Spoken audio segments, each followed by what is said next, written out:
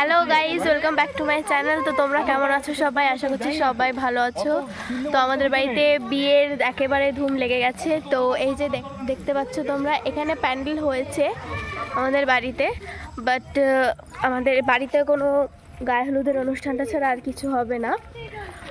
সেটা সব কিছুটা হচ্ছে লজে।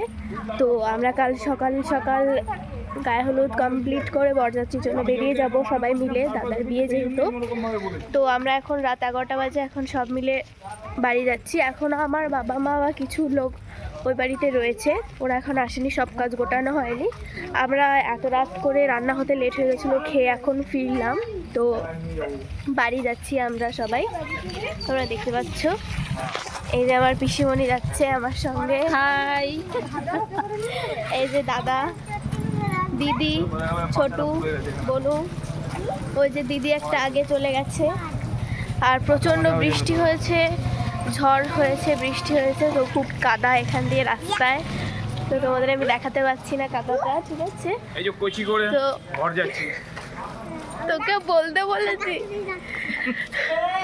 তো আমরা এখন এত রাত্রেবেলা বাড়ি ফিরছি।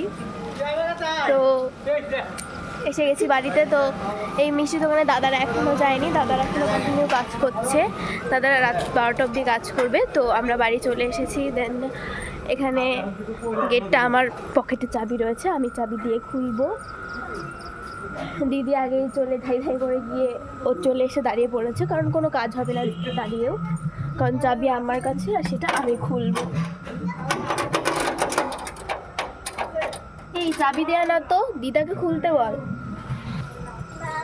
দিদা একা বাড়িতে আছে বাড়ি পাহারা দেওয়ার জন্য।